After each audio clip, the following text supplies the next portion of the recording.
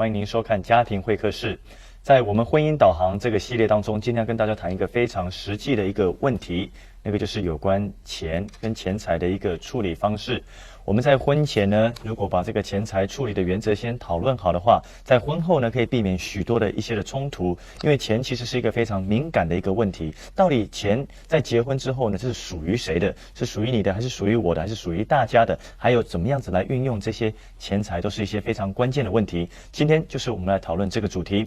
我们非常高兴今天能邀请到学员传道会的会长李长安李哥跟冯志梅冯姐。李哥、冯姐，再次欢迎你来到我们节目的现场。我们今天讨论这个主题是很敏感大家也是非常非常的关心的就是有关钱财的一个处理什么样子的一个才是一个好的一个可以说是一个理财观怎么样子的在做预备的时候，我们怎么样来看待钱这件事？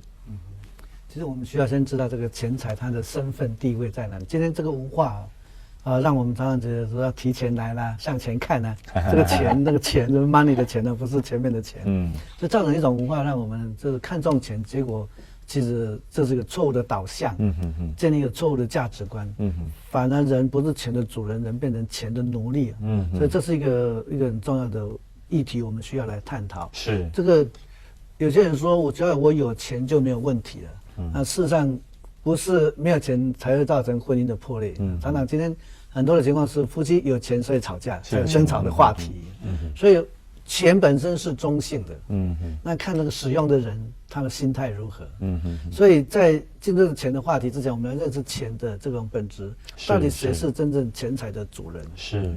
那按照圣经诗篇21篇第1节那里说，地和其中所充满的，世界和住在其间的，都属耶和华。意思说这个是。其实万有都是属于神的，那真正的钱财主人应该是上帝，应该是神。那但有些朋友说，这钱是我赚的啊，怎么是属于上帝的？这有点你太硬凹但其实我们想知道，如果读过货币学的人知道钱财，货币是要准备金的，是你需要看你这个国家的生产丰富不丰富，是有没有矿产，还有你的黄金多不多，是这个钱财，这个钱印出来的钱才有它的价值，对，才有币值在里面，是，要不然很多这个饥荒的国家，它只要钞票多印你点就可以了，那不是变成很富有吗？对，那实际上这个理论是行不通的，所以虽然我们赚的是新台币是钞票没有错，是你赚来的，是，但如果这个国家没有生产，上帝没有祝福的话，那这个钱只是纸张而已，本身并没有价值在里面。所以的这个圣经所说的还是没有错，还是真理，是这个万物都是属于耶和华的。所以上帝才是真正钱财的主人。是，所以呢，从这来看呢，那我们在钱财的定位上面，我对钱财是什么呢？我是管家，对，这管理钱财，受上帝所托，我来管理。所以我赚了钱财的这些钱来，那我要来管理它，来好好的应用它。如果我没有好好管理应用它，这个钱可能是一个灾祸。是，这个。钱不一定是祝福，对，所以呢，我们在态度上面呢，我们不能被钱财来捆绑，就是成为钱财的奴隶，那么正确的来管理和应用钱财呢，那么才是一个真正的富有，我记得我的大儿子小学的时候，跟着一批同学到公馆去逛街去买东西，是，他看到同学掏出来都是1000元大钞，他还跟我说。哎呀，爹爹，他们真是有钱啊！掏出来就是100块，1000块钱。我说那你，他说我只能掏100元大钞。我说那他们，你发现他们有什么？他说他们除了钱之外什么都没有，他们只有钱。我说那你呢？他说我除了没有钱以外什么都有。所以他并不觉得他是很寒酸的、很穷的。所以有钱没有钱不是在定位我们是不是富有。所以钱财不是衡量一个人真正富有的一个唯一的一个单位。所以这方面我们要先。来界定，来清楚的这样的一个定位。是，所以这个给我们一个很好的一个观念来怎么样子看待钱财这件事情上，而且我们所应该有的一个地位跟认知那但是我们在这个讲到说一对新人，他们可能要结婚了，那我们可能比较注意的是说，怎么样谈感情啦，对不对？怎么样子营造一个罗曼蒂克的一个环境跟气氛，比较少去看到说钱财这方面的事情，好像讲钱这个有点伤感情那但是这个是很实际的一个问题嘛？结了婚之后，到底这个钱是谁的钱呢？对不对？是你的钱就是你的，我的是我的吗？是要我们要分开吗？还是我的钱是你的吗？你的钱还是你的吗？好，到底是怎么样？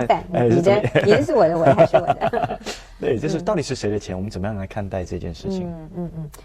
所以我想在结婚以前，我们真的是要来面对现实那尤其在钱财的事情上，一个最重要的一个原则就是要坦诚。我们需要很诚实的把我们真实的财务的状况让对方知道。我想在这里要有做很多的沟通。是。但是合乎圣经的一个原则，就是结了婚之后，两个人是合一，进入一个合一的关系。那这个合一的意思就是我的是属于你的，那我们是合一的，所以变成一个这是共有的，而不是说某一部分是我赚的钱是我留一部分给自己，你赚的钱留一部分给你自己。那这样的其实就已经有不合一的意思在里面了，而是说我们两人赚的钱，或者你赚的钱，或者我赚的钱，就只是一个人赚钱都没有关系，但是需要拿出来，透明公开，然后两个人一起讨论我们要怎么样来运用这个钱。所以这个是婚前很重要的一个坦诚哈。如果你有一些积蓄，你也需要让对方知道。但是同样重要的是，如果你有债务，你需要让对方知道。是。然后两个人一起来讨论我们这个债务，想要怎么样的来还清啊。那我想在婚前你需要了解对方对于财务的观念。那在这里有一个非常重要的观念，圣经里面讲到万物都是属他的，是没有错。那上帝也命令我们要把他所赐给我们的1/10要奉献。那这个原则是每一个婚姻尤其是属主的儿女，我们在婚姻里面我们一定要遵守的。如果我们不遵守，我们其实是在跟自己过不去，因为这是上帝的一个原则。当我们不遵守这个原则的时候，最后是我们自己要受亏损。那在这里马拉基书第3章第10节这里说，万军之耶和华说，你们要将当纳的1/10全然送入仓库，使我家有粮，以此试试我是否为你们敞开天上的窗户，倾福于你们，甚至无处可容。所以其实在这里上帝向我们要1/10，也不是他向我们要，这本来就是他的。所以他说你要把当纳的1/10送全然不可以少，全然送入仓库，使我家有粮。那这里当然意思就是1/10要奉献给教会，来做传福音，来做让更多人认识神给那个反正就是献给上帝这个意思。那然后上帝说，你来试试我，你们来试试我，我是否为你们敞开天上的窗户，倾福于你们，甚至无处可容。接着他说，万军之耶和华说，我必为你们斥责蝗虫，不容它毁坏你们的土产。你们田间的葡萄树在未熟之先也不掉果子。然后万军之耶和华说，万国必称你们为有福的，因你们的地必成为喜乐之地。你看1/10献给神，最后我们得到的那个福气是远超过我们所献给上，或应该说还给上帝的那么一点点。很多人说好，那我1/10给神，剩下的9%那都是我的。其实这个观念应该是说，我们应该把上帝所赐给我们的钱财，我们要想我们怎么样运用来荣耀神，来荣耀上帝。那其实在这里我最近听到一个非常有趣的故事跟圣经这里讲的真是完全一样。是有一位老先生，他现在已经年纪很大了，但是过去他是住在中国大陆。那他说那时候他刚结婚，然后孩子一个一个的生，他真的是非常的穷然后那个时候的币值天天在贬这个昨天还有这样的这个价值，今天就相同的数字就已经没什么价值了。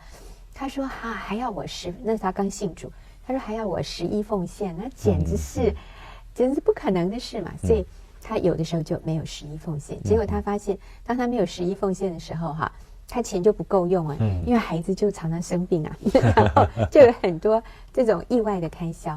后来他想还是乖乖的这个献给神吧，而且是薪水一拿到他就先拿出来。其实这是圣经的教导，所以7日的头1日你们要把当纳的分别出来，所以不是等到月底才奉献，是月初你拿到薪水。我想这是一个好的习惯，不管你单身已婚，我们都应该建立这个习惯。所以他就决定好，月初他就把这1/10奉献了。结果他说真的很奇妙每个月都很棒。那特别是有一次，因为那时候他们也是务农的，有一次这个在大陆有这种蝗虫的这个灾他说有一次这个蝗虫过境，结果呢，周围所有的稻田都被吃得精光，就剩下稻田当中那一块四四方方的，就是他的那块田，没有虫子去碰，就是丰收。那你说这是什么一个理由？没有人能够解释。但是真的就像圣经这里所说的，我斥责蝗虫，不毁坏你们的土产，他就真的这样经验到。所以我们看到神是信实的，他其实他不缺钱呢，他也不需要我们给他钱，但是他要我们有那样一个敬畏他的心，有那样一个顺服他的心。所以我想，婚前两个人一起坐下来，我们要规划的第一件事，就是我们先把我们的薪水、我们的财产先公开，好，然后接着我们就要讨论我们怎么样的来使役奉献。这个必须成为我们婚姻一开始一个很重要的我们遵守的一个原则。那我们就可以放心的知道上帝在之后，他要按照他的应许来祝福我们。那我想我再提一个原则哈，就是两个人也需要考虑这个时候，就是如果将来我们有了小孩，那当然我想我们在这里一直的教导就是妈妈我们自己带孩子，所以在一开始我们就要想，我们能不能只用一个薪水来过日子。所以虽然可能一开始我们是2个薪水，但是我们来学习，有一天如果我们只剩下一份薪水，我们能不能用1份薪水来过日子？所以在一开始我们的规划就可以朝这个方向走，而不是说现在我们是有2份薪水，所以我们就过2份薪水的日子。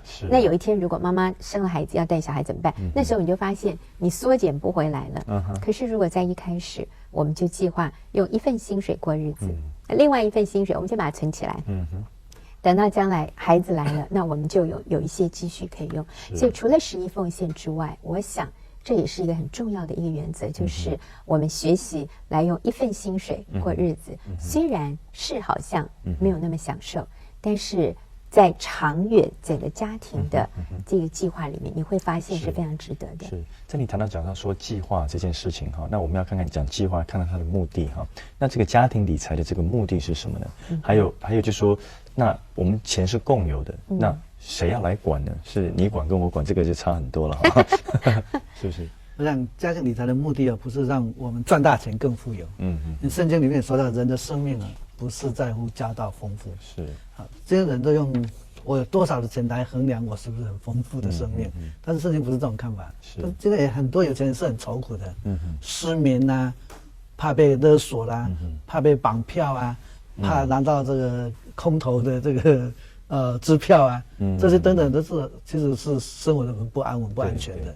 所以其实有钱也不能说衡量真的是不是生命丰富。是。所以在这个理财上面的目的，主要的是要做一个好的管家，其实彼此能够建立信任，来完成神呢对这个婚姻的计划，和目的。所以理财基本上是一个工具，所以这个不是钱做导向，就好像说我们结婚就是去要估算这个婚礼多隆重，结果就忽略了他的配偶或者大家结婚的对象，所以人比婚礼重要，这个我们一定要理清楚。所以钱财这是一个工具，我们是一个管家，那么要建立彼此的信任。如果今天就讲到刚才提到共管就是其实信任也是信任带来合一的关系。现在很多年轻人都会说我们只要提一笔公积金就好了。我赚10万，他赚8万，每个人拿出2万来就好了，剩下的自由处分。那这个会带来夫妻的不信任。你想半夜哪一个人会睡不着觉？剩下比较多的还是剩下比较少的人？是。剩下比较少的人会睡不着觉。他想到，睡在旁边那一个人，他剩下8万，他拿到哪里去了？投资呢？买股票、买债券、买基金呢？还是拿回家去了？或者养另外一个家，养到这个想到这养另外一个家，他就心律不整，这个睡不着觉，噩梦连连的，就没有办法产生信任感。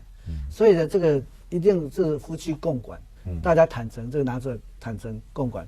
那当然一定就我个人来讲，是让数字比较有概念的去管理。因为如果让我管理的话，我这个不知道怎么样去记账不知道怎么样去安排或者去规划去做预算。所以基本上让我发现，最近我们一个同事告诉我说，他把钱都放给他太太管。我说，你怎么不管呢？他说我没有时间，我太太管了。他都会这个省啊，然后省一笔，马上赶快拿去定存，然后再省再拿去定存。他说：“哎呀，这个我们家的钱就是有增加没有减少，所以他就非常感谢他的太太替他管钱。所以我们所谓共管的观念就是说，大家共同持有，大家公开坦诚的。但是在管理上面可以委托一个人来，就授权让一个人来管理。那必须因为我说建立在这种信任的基础上面的，所以谁管都是一样的，基本上钱都是大家共有的。所以有这样的一个管理，那么就会产生这种信任合一，那么能够营造夫妻很好的关系，大家能够维持一个基本的生活的水平、水准这方面是。那你刚才一直提到说，这个做一个好管家哈，一个管家的一个角色哈，那怎么样子做一个好管家哈？什么样才是一个合神心意的一种理财的方式呢？那我想我们需要考虑，就是说编列预算、做预算，这个量入为出但实际上一个流行的就是量出为入，先享受再说，因为你看你买书的话，他可以先读后付款，你买东西他就先让你先试用再付款。无形当中给人培养一种价值的观念，就是你先享受再说没有关系啊。做生意人嘛，但反正是大部分人都会付钱的，他要促销，所以用这样的方式。但对于一个消费者来讲，就会建立一种说我没有钱没关系，反正我可以先享受。但是这个会造成这种钱财上面的失误、误算、误判，他有多少的钱。记得我跟我太太我们在讨论一个这个一对夫妻，这个先生一直觉得他很有钱。可太太很紧张，说你已经剩下多少钱了？你股票已经下跌多少了？你就没有多少钱了一直在帮他刹车。那就是说一个不会量入为出的一个，就会造成家里人紧张的。那么男女双方如果到了这个结婚的时候呢，婚礼是一个很大的开销，是要在哪里度蜜月啦，婚礼要花多少钱呢？这两个也要坐下来讨论的。那么大家取得共识，不然就是婚礼结束以后。这个信用卡刷爆了，这也是一个婚后还是赛后的问题。对，那么结婚以后夫妻的生活方式怎么样？这个时候特别是考虑到要不要买房子，买什么样的房子？是买一栋呢，还是买2栋？你说啊，我们一定要买全新的，这个多坪数的，是这样的，可以接爸爸妈妈来住，兄弟姐妹来住，教会的人还可以姑姑还可以当招待所，很大方。可是呢，其实这种大房子，它后面的它的贷款就会严重，他的生活品质就会减少，会造成家庭里面的这个负担，经济负担。所以这个如果在没有那个支付的能力的时候，其实我建议最好先租房子，不一定急着买房子。是。那么买房子的时候呢，一定是按照自己收入多少，可不可以负担，并且不会影响基本的生活，这是应该要考虑的。不一定买全新的，不一定买大坪数的，那么要考虑实用为主。够用就可以了。那么刚才凤仙已经稍微提到，这是要列入在管理里面预算当中。对。那么债务刚才也有提到的，我们债务常常没有解决呢，也是后面大家压力很紧张的情况。所以我常常辅导一些朋友们，特别是一些成家已经离婚的男士们，通常我都问他说：“哎，你现在有没有负债？那你清偿的办法是什么？你有没有什么计划？”每个几个月我就问他说：“怎么债务有没有减少一点？能不能减少一点？”我变成当成一个监督这样。虽然我是要帮助他，是因为有些人如果他只不去处理他的债务的时候，好像看起来是没有问题，但其实问题一直留在那里，这个成为婚姻上面很大的问题。这是我们需要小心的。那么在做预算上面呢，我们那本书里面在204页一个制定预算表，这个地方可以做参考。那做预算的目的呢，这也没有特别说是要赚大钱，不是，而是这样平衡你的开销，让你生活过得有尊严，过得很轻松自在，这是很重要的一个原则。这本书，因为这一集我们还没介绍，叫《婚前准备完全手册》那里面有很多的项目可以帮助各位在婚前参考，让你能够预备得更完善。在我们刚结婚的时候，我太太这一段时间让我非常感谢他，就是我们用信封过日子的。其实那段时间就是我们婚后的大概前面5年我们的因为他还每个月要拿3000块钱回家，那时候我们的薪水大概才1万出头那时候是低收入户。对对，然后因为我们又自己带小孩，所以就是生活比较紧。那但是呢。我们都有设立目标，就是我们2年以后我们要回美国去看外公外婆，或者是说，我们也为自己的储蓄有一些目标这样子。所以我就决定，我每一天我都要自我约束，我一天最多只能花200块啊，不过这是20年前，一天花200，所以我就放一个信封，信封里面就放200块。那有的时候是300块，如果那一阵子还好一点，最多300块，最少100块哈。但是我每天就1号到30号，我就按照一天200或者一天300，就这样放在信封里面。然后我每天就用一个信封，不能超过这个信封。这个信封里面的钱用完了，我们今天就到此为止，然后明天再说。那其实，在那段日子，我的孩子也学会我们怎么样用最少的钱买最大的享受。常常最后我们只剩下10块钱，我们说怎么办？今天我们去买1人1罐养乐多，那我们就非常快乐。那这样的过来，我觉得让我们对钱，我们能够真正的去享受它，但是在同时不受它的控制，我们做钱的主人，而不是做钱的主人。我们不会觉得很寒酸，反而过得很快乐。对，我们还有这么多钱可以去奢侈一下。哇，真的是很有趣的一种管理金钱的一个方法哈。放在信封里。好吧，我们还有剩下1分钟的一个时间，好不好？请2位都给我们观众一些的结语。好的，婚姻要幸福美满，金钱管理要用心。我讲的没有他有学问，不过我讲的是圣经的话，腓立比书里面说，我的神必按照他荣耀的丰富，在耶稣基督里面使你们一切所需用的都充足。所以我们来信靠神，神是丰盛的神，我们把1/10他当得的还给他，那我们来看上帝怎么祝福我们。非常谢谢今天2位所带给我们的分享哈，我想这种理财的方式是很另类的哈，是一般的人所没有想过的哈，乃是从圣经的角度来看看怎么样子家庭有一个好的一个理财方式。非常谢谢你们，各位亲爱的朋友，我们休息一下，等一下回来节目的现场。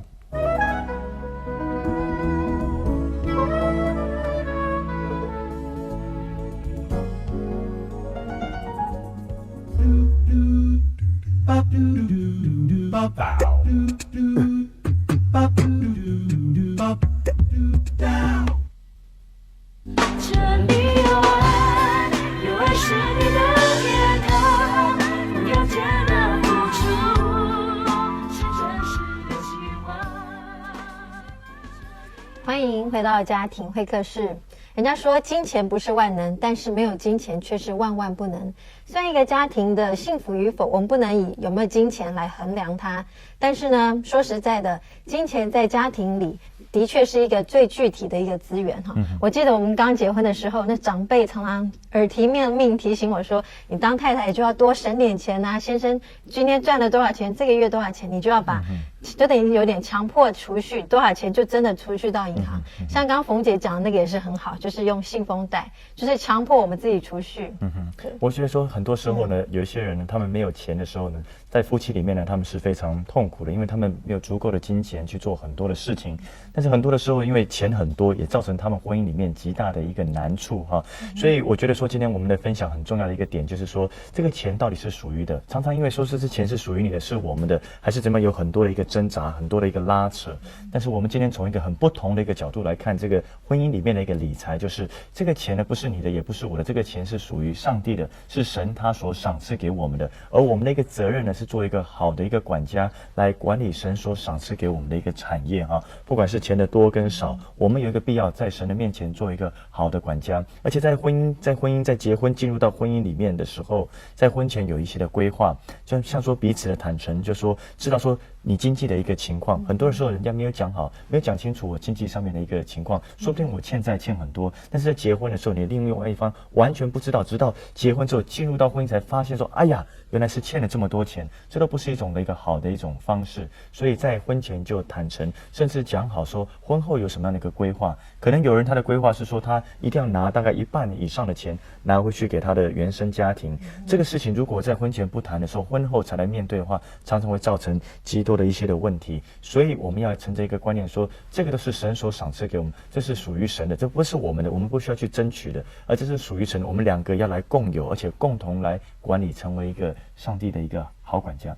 对，那我们觉得一个新的家庭一开始设立目标就是2个人说好，我们共同目标，也许我们要去度假，或是要一起买一栋房子、一个车子，所以计划，然后编列预算，再来就是真的去执行。你可以想出一些很有创意的方法。今天冯姐提供我们是用信封袋，那我们家里是用电脑记账，就是每天就输入，所以你花去哪里都其实看得很清楚。这个月你花在吃的上面很多，我们下个月就改进。所以真的是有点强迫自己、克制自己。